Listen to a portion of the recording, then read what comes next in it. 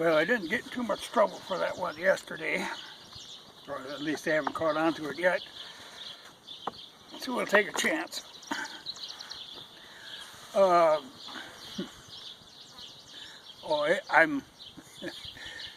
It was again a long, hot day, but it's clouding up. So I think it said there was like a 50% chance of rain. Well, I'm kind of increasing my odds. I put clothes out on the clothesline. So that usually is the sure pull for rain.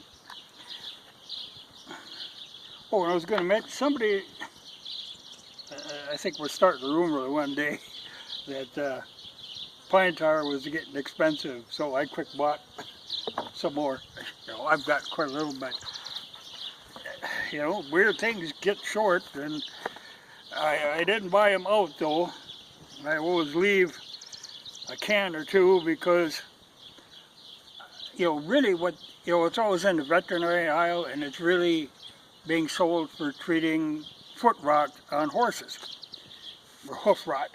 Well, I always figure I don't want to get in the situation where somebody has a horse that needs it, and I've got it all. So I always leave a couple. But like I say, I've got quite a little on hand, but I've been going through quite a little bit lately. But what I was going to mention, yeah, thunder. But I got this fear it's going to go north. See, it's kind of funny. I'm kind of on the edge of this valley, and it drops down into the Red River Valley. And now, as the weather comes off the high ground and hits the low ground, it can change drastically. So I don't know. You know, I'm hoping, but I don't know. Anyway, I always have been very fond of science fiction, particularly older science fiction. You know, like H.G. Wells and Jules Verne and Arthur Conan Doyle even wrote some, you know, that's the stuff that I really like. And it's kind of a shame that, you know, every time they go and Hollywood has to make a movie of these, and they screw it up every time. You know, they butcher the original story, because the original stories are very well crafted. They're excellent stories, and they usually have a point to them. But after they get done butchering them, it's just a vehicle for some star, you know, and it's a shame. But science fiction, especially of that era, was always a kind of window into the future. And one of the common things that turned up in many different science fiction stories by many different writers over the years has always been where there's some new medicine comes out that's going to cure some disease, and then it turns out that this medicine is some horrible thing that wipes out half of humanity and turns the rest of them into zombies, or, you know, that kind of thing. This is a very common thing. And so when they come out with this vaccine for this virus, and they're really pushing everybody to take that, and I always think back, no, I know where this goes, you know. So no, I'm not into the vaccine thing, though, man, they are trying every bribe and everything they can to get people to take that. I'll just stay away from people. I think I'll be fine.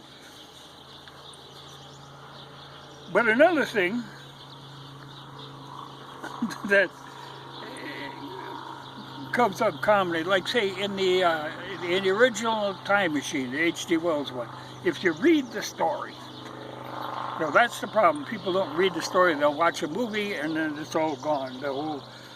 But there was an interesting, you know, the whole idea was going far into the future in this time machine, and he finds that the people have devolved to this, they're small, effeminate little people. They do no work. They just lounge around all day, playing and having a good time. all the food is provided for them. You know, they just have a good time. But then it turns out that, well, in the middle of the night, once in a while, the Morlocks come up from below and haul one off and butcher them. You know, they're being raised for food. They have a good life, but they're being raised for food. It's a hell of a story, but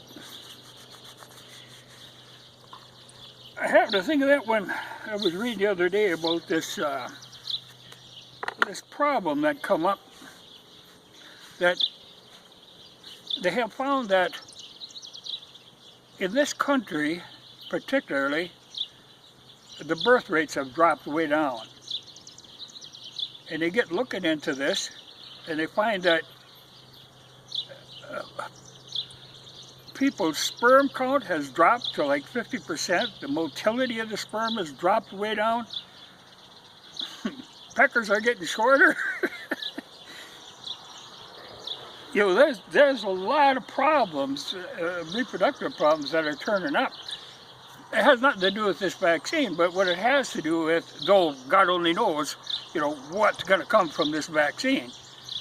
You know, all these things, you never know until 20 years down the road. My God, there could be, you know, so, well, but it turns out it's all this, the chemicals that you're getting from all this everyday stuff that you're using, you know, like your fabric softeners and deodorants and all this stuff.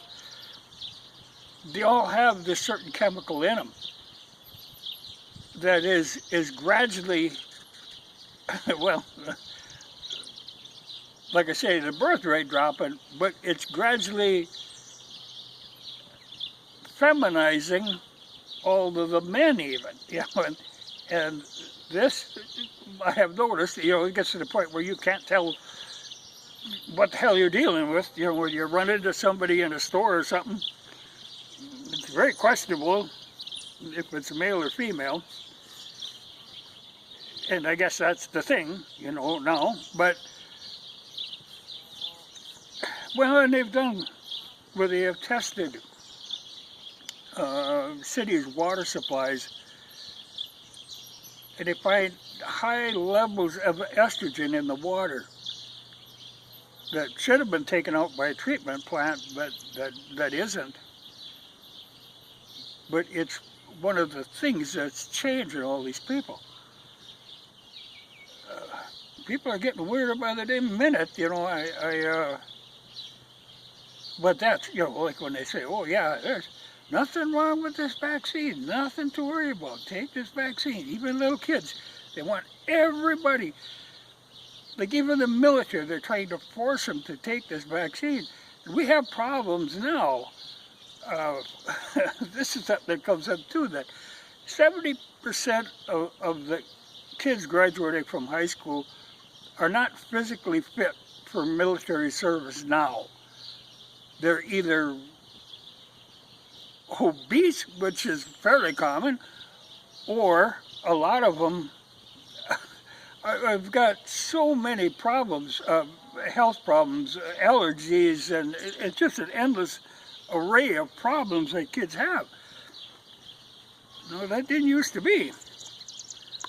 But it got the attention of the Chinese, because now all of a sudden the Chinese decided, oh boy, you know, like they had a limit on how many kids they could have and stuff.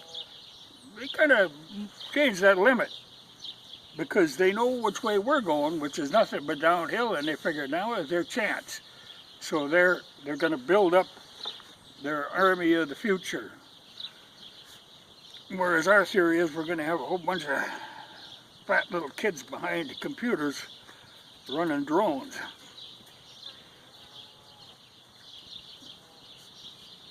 But no, I don't feel the need to be, you know, people, you know, it's amazing, like even now, you constantly see advertisements for, you know, well, you can't go to see the doctor, or it's hard, so you can teleconference with the doctor and he'll prescribe some wonderful drug for you because you're depressed and you're anxious and you're all screwed up. Boy, people didn't used to be all screwed up, but people are now. Everybody's got some kind of problem. You know, they're just all twisted out of shape. But go ahead. No skin off my ass. But some night, don't be surprised if the Morlocks come creeping up on your bed.